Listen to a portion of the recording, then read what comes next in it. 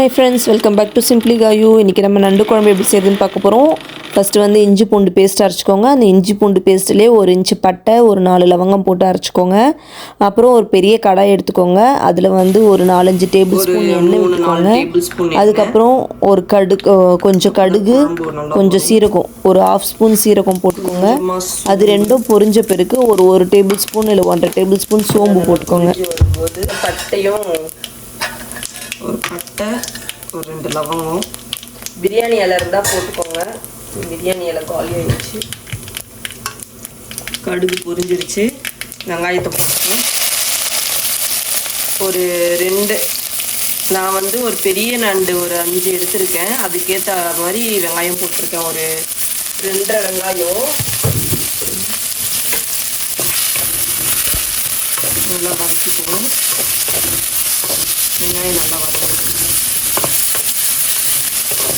அப்புறம் இது கூட இன்றைக்கி நான் கொஞ்சம் முருங்கைக்காவும் அவரைக்காவும் போட போகிறேன்.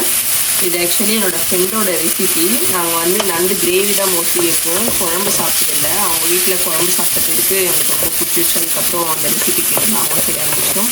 ஆனால் நான் டிட்டோவாக அவங்க செய்கிற மாதிரி செய்கிறேனான்னு தெரியல. ஓகே, அவங்களோட ரெசிபியோட என்னோடய ஃபியூஷனையும் போட்டுட்டேன்னு நினைக்கிறேன். அந்த வீடியோ பார்த்து அவங்க சொன்னாலும் தெரியும்.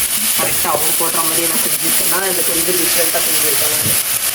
வெங்காயம் வதங்கிறதுக்கு கொஞ்சோண்டு மஞ்சத்தூள் போட்டுக்கணும், சீக்கிரம் வதங்கிடும் அப்படின்னு நான் நினைக்கிறேன்.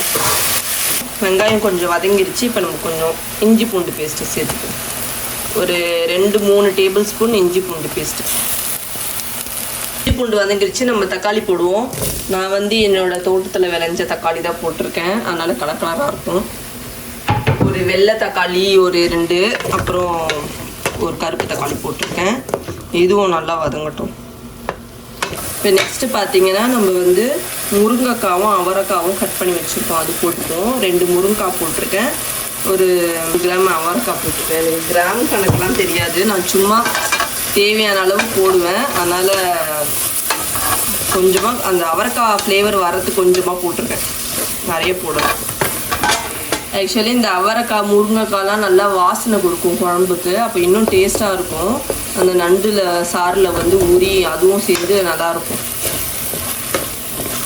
அது வதங்கிட்டு இருக்க டைமில் நம்ம ஒரு மிக்சி ஜாரில் ஒரு 3 தேங்காய் பத்தை, அப்புறம் ஒரு டேபிள் ஸ்பூன் சோம்பு, கொஞ்சம் ஒரு 1/2 ஸ்பூன் வந்து மிளகு போட்டு அரைச்சி வச்சுக்கலாம். இது லாஸ்ட்டில் தான் ஊற்ற போகிறோம். நம்ம நண்டுலாம் போட்டு வதக்கி லாஸ்ட்டில் குழம்பு முடிஞ்ச பேருக்கு லாஸ்ட்டில் ஊற்ற போகிறோம்.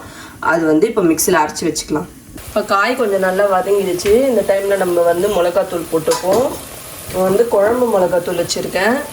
இது வந்து மஞ்சத்தூள், மிளகாத்தூள், மல்லித்தூள் எல்லாமே மிக்ஸ்டு. இது வந்து காரத்துக்கு தேவையான அளவு போட்டுப்போம். இது வந்து காரம் ரொம்ப கம்மியாக இருக்கும், அதனால கொஞ்சம் எக்ஸ்ட்ராவே போட்டுக்கிறேன்.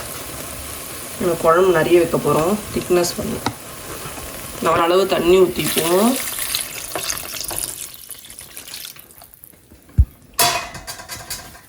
குழம்புக்கு தேவையான அளவு தண்ணி ஊற்றிக்குவோம். எவ்வளோ இருக்கும் இந்த தண்ணி? எவ்வளோ இருக்கும் சொல்லு, அப்படியே சொல்லு, ஒரு குத்துமதிப்பாக சொல்லு. தெரியல. குழம்பு நல்லா கொதிச்சிட்ருக்கு. இப்போ வந்து நம்ம நண்டை இறக்கிடுவோம் உள்ள. நண்டு வந்து நான் பாதியாக உடச்சி வச்சுருக்கேன். நீங்கள் முழுசாக போடுறதுனாலும் போடுங்க. இப்படி போட்டால் இன்னும் சாறு நல்லா உள்ளே ஊறும், குழம்புலையும் நல்லா சாறு ஏறணும்.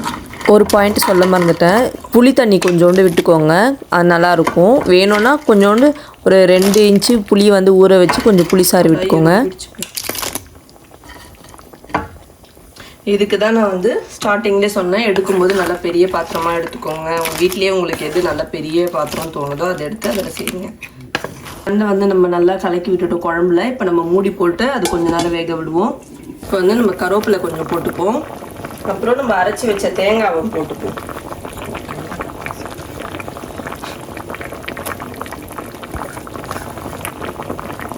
நம்ம தேங்காய் பால் அரைச்சி ஊற்றியாச்சு. இப்போ நல்லா கலரி விட்டுப்போம். அவ்வளோதாங்க, தேங்காய் பால் விட்டு சும்மா ஒரு இது கலரிட்டு ஸ்டவ்வை ஆஃப் பண்ணிடலாம். நண்டு குழம்பு ரெடி. தேங்காய் பால் போட்டு ஒரு கொதி வந்ததும் ஆஃப் பண்ணிவிடுங்க. அவ்வளோதான் நாங்கள் சாப்பிட போகிறோம். நாங்கள் இப்போ சாப்பிட போகிறோம். நீங்கள் எப்போ சாப்பிட போகிறீங்க? பாய்.